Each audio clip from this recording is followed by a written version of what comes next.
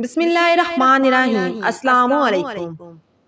5 نمازوں میں سے سب سے اہم نماز فجر کی ہے، جسے ادا کرتے ہی ایک مسلمان اپنے دن کا آغاز کرتا ہے، اس لیے اس کا اہتمام نہایت ضروری ہے۔ اس کی فضیلت اس لیے بھی زیادہ ہے کہ ضعیف الایمان شخص اس کی طاقت نہیں رکھتا، بلکہ منافقین پر تو اس کی ادائیگی بے حد مشکل ہے، جیسا کہ ہمارے رہبر اعظم محمد صلی اللہ علیہ وآلہ وسلم کا فرمان عالی شان ہے، عشاء اور فجر کی نماز منافقین پر سب سے زیادہ باری ہوتی ہے، اور فجر کی باجماعت نماز ایک مسلمان کی صداقت اور اس کا ایمان پرکھنے کی کسوٹی ہے۔ عبداللہ بن عمر رضی اللہ تعالیٰ عنہ فرماتے ہیں، ہم اگر فجر اور عشاء کی نماز میں کسی آدمی کو نہ پاتے تو اس کے بارے میں اچھا گمان نہیں رکھتے تھے۔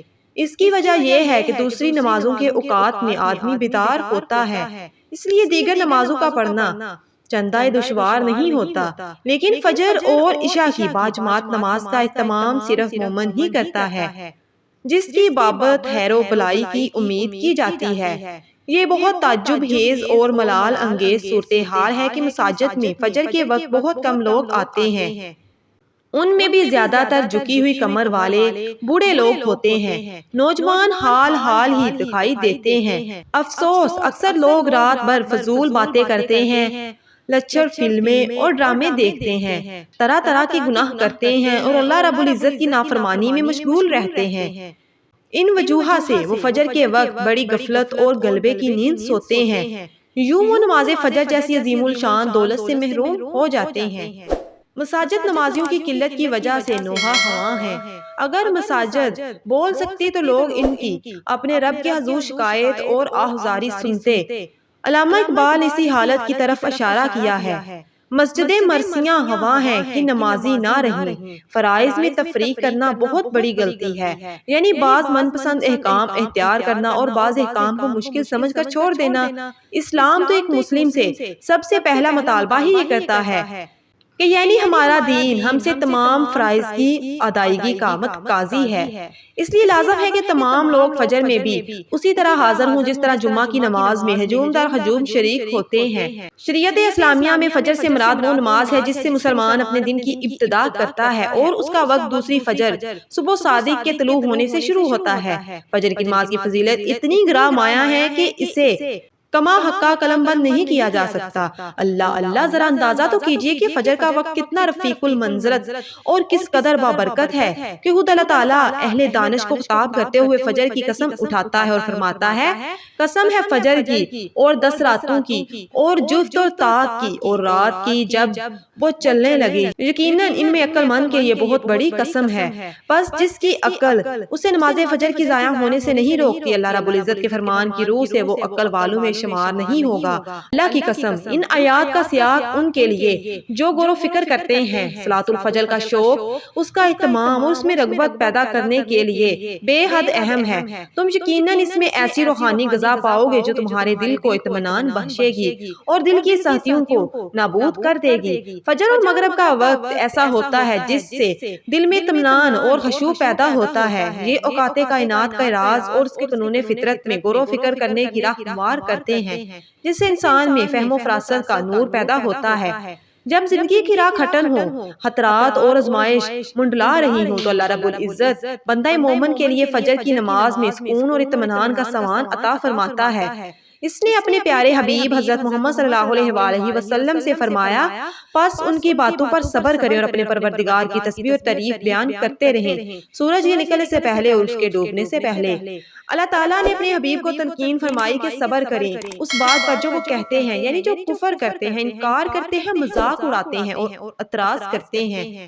ان کی بےہودہ باتوں کی وجہ سے آپ کے سینے میں تنگی پیدا نہ ہو، نہ آپ کا دل کسی حسرت اور درماندگی کا شکار ہو، بس آپ اپنے رب کی طرف متوجہ رہیں۔ صبح کی فضا میں دل پر سکون ہوتا ہے اور زندگی کی راہیں آسان اور کشادہ ہوتی ہیں، یہی حالت عصر کے وقت بھی طاری ہوتی ہے۔ ہمیں چاہیے کہ ہم نہایت التزام اور اہتمام سے نماز پنجگانہ ادا کرتے رہیں، اس کے لیے ہمیں اوقات صلاۃ کی دم بدم فکر کرنی چاہیے۔ نماز فجر کی اصلاحات سے بڑی اہمیت ہے کہ نبی کریم صلی اللہ علیہ وآلہ وسلم نے اللہ رب العزت سے اپنی امت کے لیے صبح کے وقت میں برکت عطا کرنے کی دعا فرمائی۔ اے اللہ میری امت کے صبح کے وقت میں برکت ڈال دے۔ اس دعا کے نتیجے میں جو شخص اپنے دن کا آغاز نماز فجر سے کرے گا، یقیناً اس کے ہر کام میں اللہ کی طرف سے برکت کی قوی امید ہے۔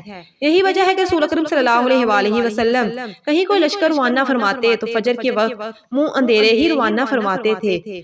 اس حدیث کے راوی سیدنا سہر رضی اللہ تعالیٰ عنہ تاجر ہیں۔ یہ اپنا تجارتی مال دوسرے علاقوں میں بیچتے تو صبح صبح ہی بیچتے۔ ان کے اس عمل کی وجہ سے اللہ تعالیٰ نے ان کی تجارت میں بڑی برکت ڈال دی اور وہ بڑے خوشحال اور مالدار ہو گئے۔ صحیح مسلم میں رسول اکرم صلی اللہ علیہ وآلہ وسلم کا فرمان ہے، جس نے صبح کی نماز باجماعت ادا کی وہ شخص اللہ کے ذمے حفاظت میں آ گیا۔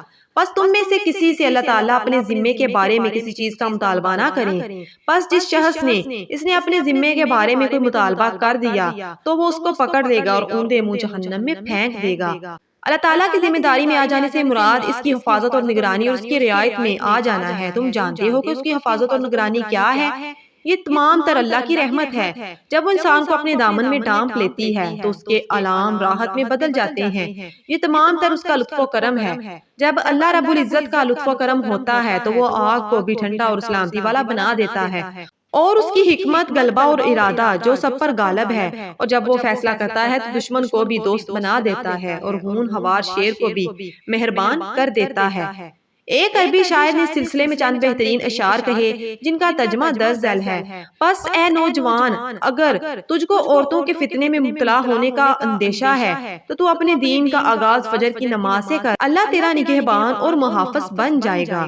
گھر سے نکلتے ہوئے اگر تیرا دل سفر کے خطرات اور اس کی وحشتوں سے گھبراتا اور لرزتا ہے تو تجھ کو چاہیے کہ اپنے دن کا آغاز فجر کی نماز سے کر، تو اللہ کی حفاظت اور اس کی پناہ میں آ جائے گا۔ تو اپنی اولاد کی آگ میں جھونکے جانے اس کے خوف سے مبتلا ہے تو تجھے چاہیے کہ فجر کی نماز وقت پر ادا کر اور اپنے اہل خانہ کو بھی اس کا حکم دے اور اس بات پر استقامت اختیار کر، تو اور تیرے اہل خانہ اللہ تعالیٰ کی حفاظت اور نگہبانی میں آ جائیں گے۔ مصدوق نے فرمایا، جو عشاء میں حاضر ہوا گویا اس نے نصف رات قیام کیا، اور جو صبح کی نماز میں حاضر ہوا گویا اس نے پوری رات قیام کیا۔ سبحان اللہ۔ سیدنا عمر فاروق رضی اللہ تعالیٰ عنہ فرماتے ہیں، صبح کی باجماعت نماز ادا کرنا میرے نزدیک تمام رات قیام کرنے سے زیادہ محبوب ہے۔ ہمارے اسلاف عشاء اور فجر کی نمازیں باجماعت پڑھتے تھے، حالانکہ رات کا قیام بھی ان کا معمول تھا، لیکن یہ قیام لیل ان کی ہمتوں کو کبھی پست نہیں کرتا تھا۔ گویا فجر اور عصر کی باجماعت نماز کی ادائیگی جہنم کی آگ سے بچاتی ہے۔ یہ ہمارے نبی صلی اللہ علیہ وآلہ وسلم کا فرمان ہے۔ ان کے فرمان سے بڑھ کر سچا اور راحت بخش فرمان اور کسی شخص کا نہیں ہو سکتا۔